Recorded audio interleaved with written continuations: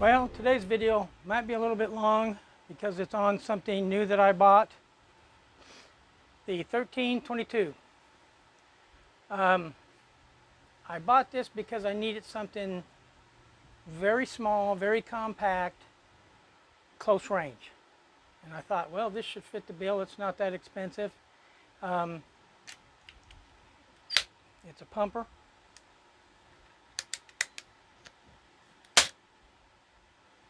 Now, this is in 22. This is stock. The only changes I made is white on the sights.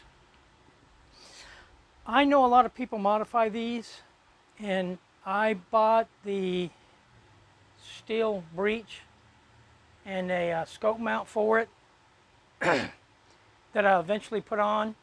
But after handling this for a few days, there's nothing wrong with this stock.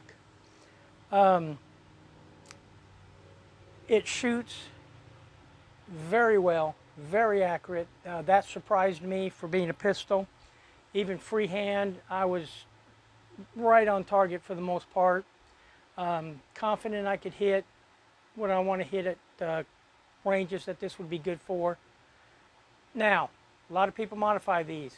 This is my 2 cents on that.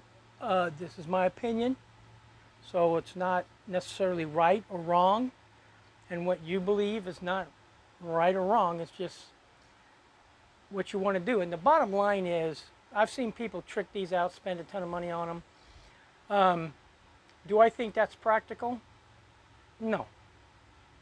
Do I think that's wrong? No. I like watching the videos. I like to see what they've done to them. It amazes me what people can do with these. And at the end of the day, when you're done, if you like it and love shooting it, hey, man, go for it.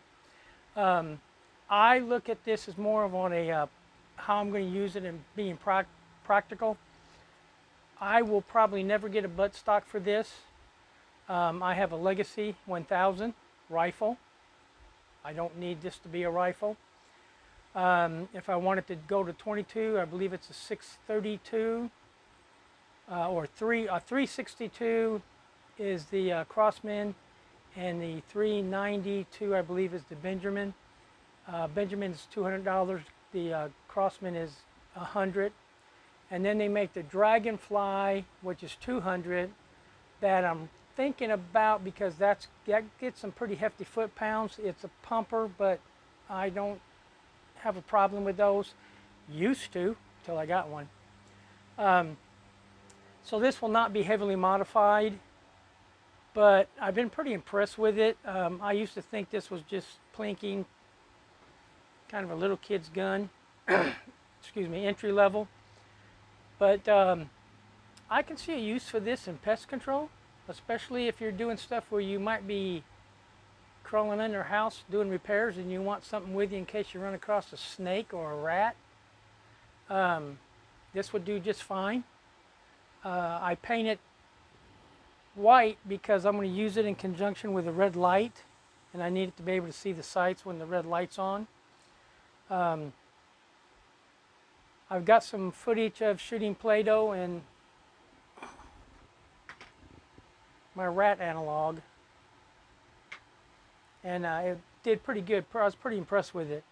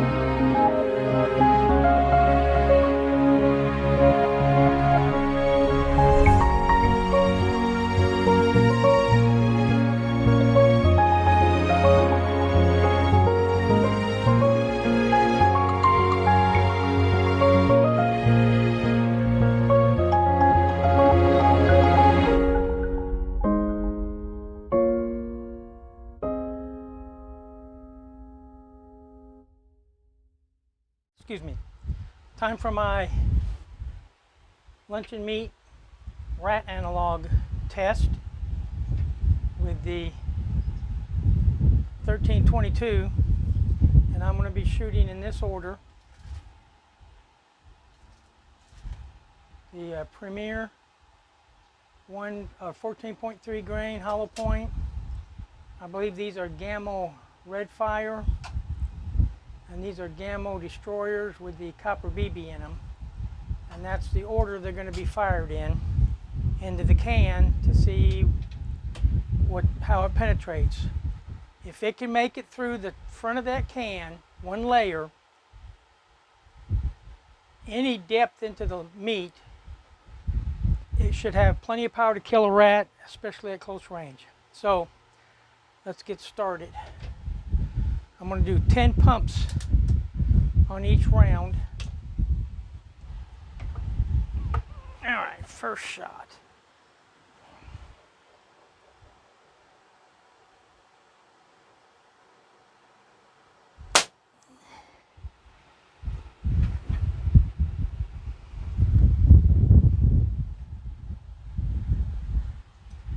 There's the entry hole,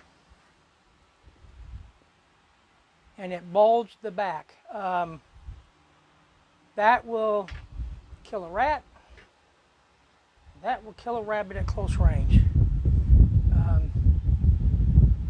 Headshot may be something a little bit bigger, but that was with the Premier. Now I'm going to do one with the red fire.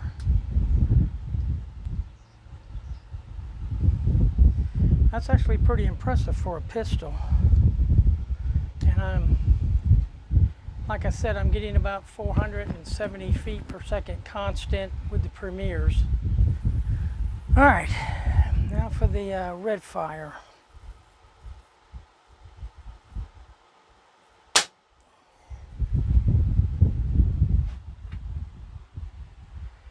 Entry. No bulge in the back, but I'm fairly sure that went deep enough. Now for the last one, the destroyer.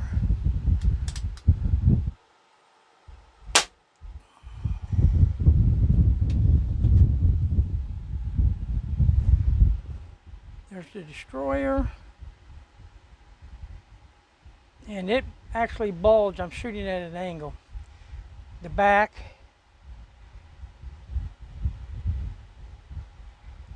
There's from the destroyer. I got a bulge here, and I'm wondering, yeah, I'm going to do that again.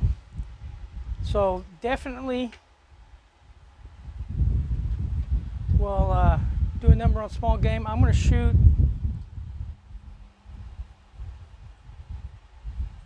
one of these again.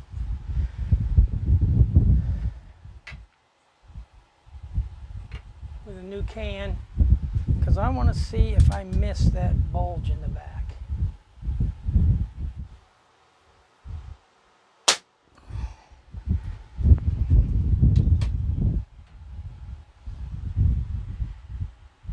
There's where it went in. And yes, there's a slight bulge right there, so I did miss that. Any of these will do good for small game, for rats, for pigeon, even squirrel. I'm going to be doing some more tests on them, but for right now, that's all the time I really have. I just wanted to see what it would do to Play-Doh and my luncheon loaf rat analog. So let me wrap this up and get out of the Texas heat.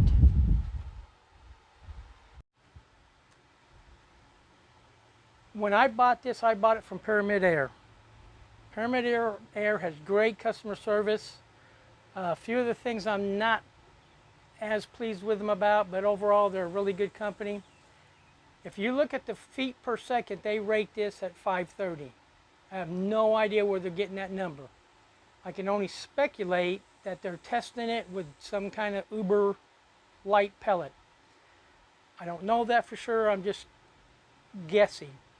Crosman says 460. That's what you're going to get out of it max. I shoot, when I tested it, when I cronied it, I would advise chroning and testing everything you get from Pyramid Air, from anybody, even Pyramid Air. But this is what I shot, the 14.3 grain Premier Crosman, and I was getting a real consistent 470. And if I can remember right, that puts me a little over 7 foot-pounds of energy, which is pretty good for a handheld pistol, a pump pistol. So I've been real happy with it.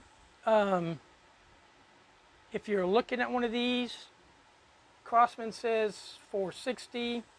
I've looked at videos, and people are getting around that. There's been a few times it's been a little bit under. Most of them are getting a little bit over, like me, around 470. But they rated as 460, and so far that I can see, they're pretty spot on. Nobody's going to complain about getting extra foot-pounds or extra feet per second and extra energy. But yeah, like I said, it's pretty much going to be remaining stock. I'll probably end up putting the steel breech in the sight, and I may do something about this because I have pinched myself with this once. It's not fun.